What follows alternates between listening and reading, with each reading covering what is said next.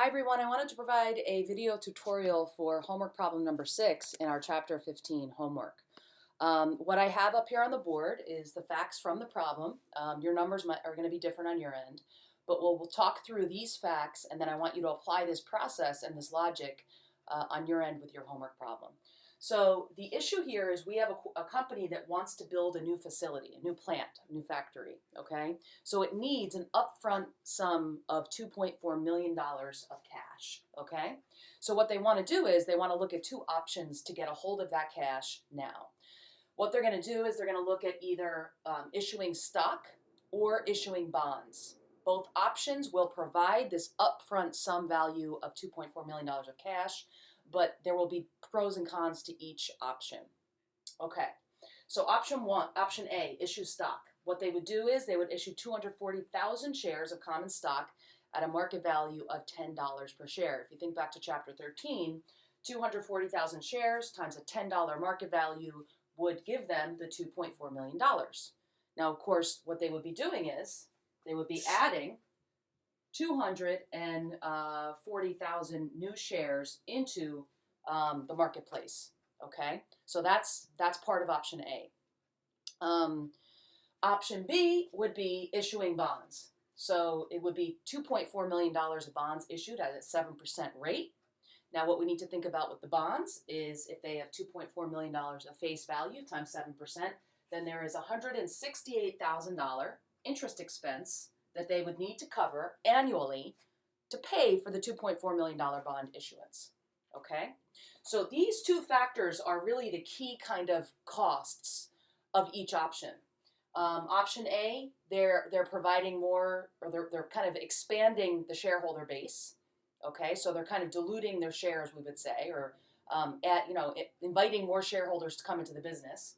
Option B, they are maintaining their shareholder control. Okay, but they're taking on a new expense. So let's kind of walk through the math with both options, because what we're going to see is this interest expense kind of plays out as you walk down through the income statement. And this is a portion of the income statement that we're kind of analyzing, and then we're going to ultimately look down and look at earnings per share and what is the best option, or this is really a lens on what a potential option or potential benefit is for the shareholders, okay, who are ultimately the owners of the company.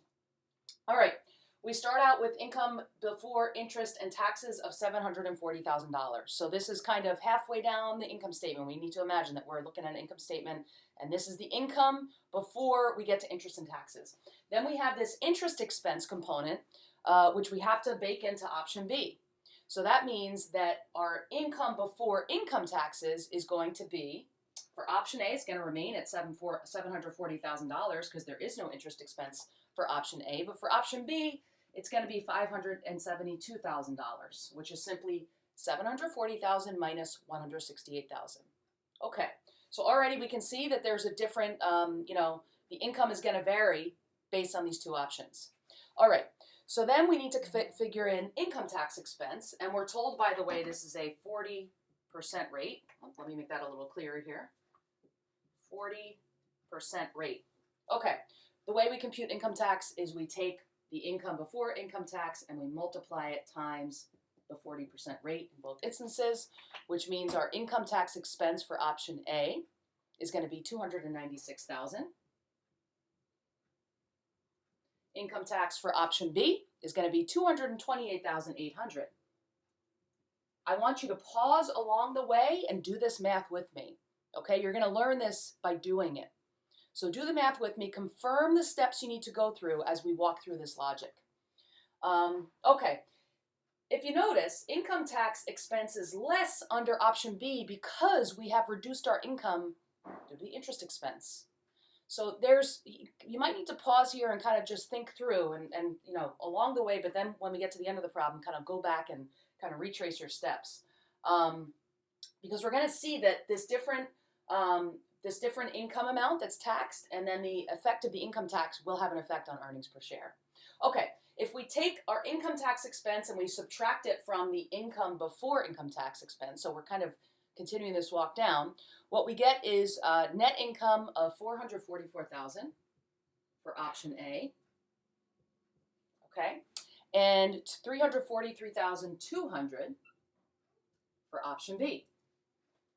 Okay, so still option A we have higher income, right? And option B we have lower income.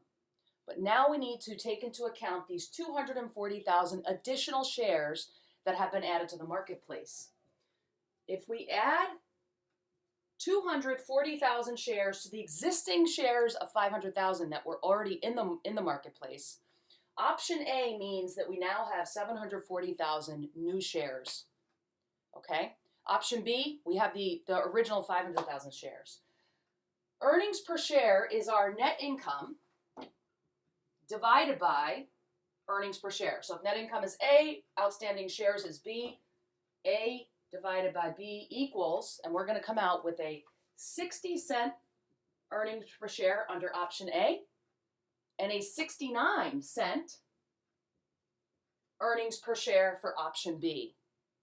So from a shareholder perspective, in terms of the earnings that each share is going to generate or represent for each shareholder, option B is going to be the preferred option here, just solely from an earnings per share perspective. This is one view, and apologies, I realize that my earnings can be written a little more clearly here. Let me fix that just as you're looking back. So earnings per share, 60 cents, 69 cents. Other factors are going to be taken into account here for this corporation. For instance, if they go with option B because of that earnings per share benefit, they need to make sure that they can cover the $168,000 expense each year.